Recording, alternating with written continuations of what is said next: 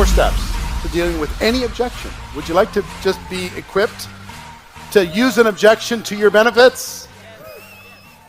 Number 1, listen. Listen to what they're saying without talking, without interrupting them, without waiting for your turn to talk. Just listen until you really understand where they're coming from.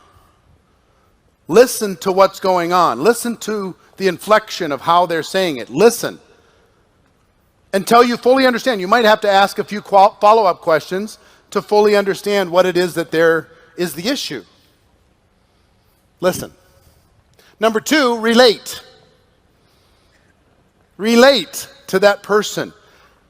Help them not feel like they're crazy. Person says, I don't have the time. You might ask a few questions about that, and they tell you, their story about not having much time. Then relate to them. Here's what you do. You say, I had the same thought that you're having right now. When I first looked at this, I didn't think I had the time either. We're the same, you and me. They say, I'm just not sure about network marketing. I wasn't either. You have the same challenges I had. I'm not sure if I have the money to do this. This seems like a big decision.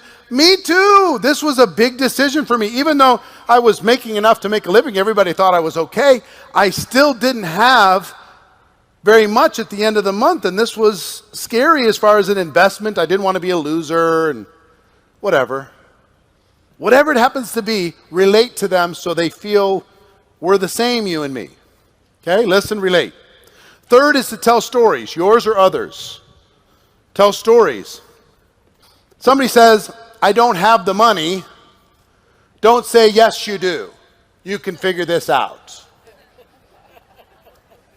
Or don't even give them advice, because that's what we're tempted to do. Let me tell you how to.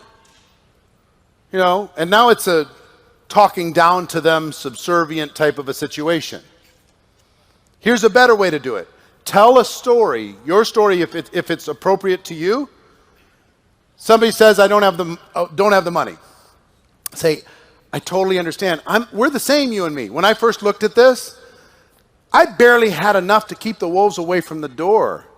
I was already freaked out about what was going on at work. I had credit card debt. I had student loans. I had these different situations. Nobody else knew that I had these financial struggles, but I had them.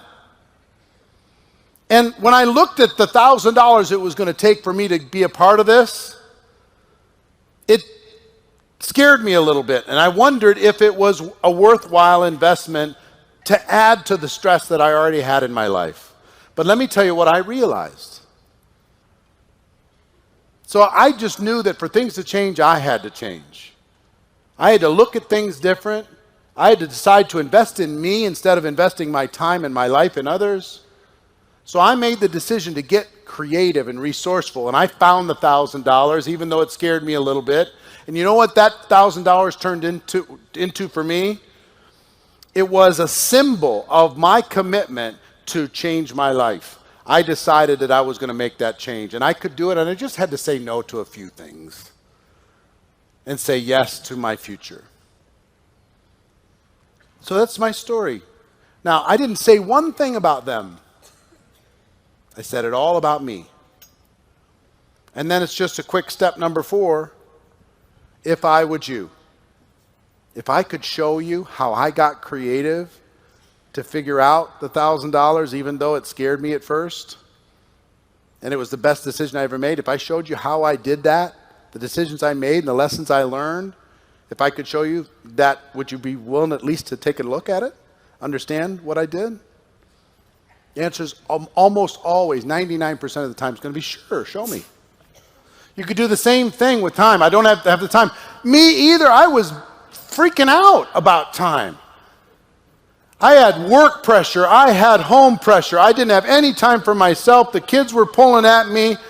I had to do this and I had to do that. And to think about, I'm going to start a new business and try and carve out 10 or 15 or 20 hours. Oh, it freaked me out to even think about it. It wasn't the money, it was the time. But then I realized that if I didn't control my life at this stage of my life, was I ever going to with this plan? I took a look at this and I realized I might have to make some sacrifices to make the time work in the short term, and it might even be less comfortable today. But 5 years from today, I'll buy my time back. 5 years from today, I'll have more choices. 5 years today, I'll have more freedom.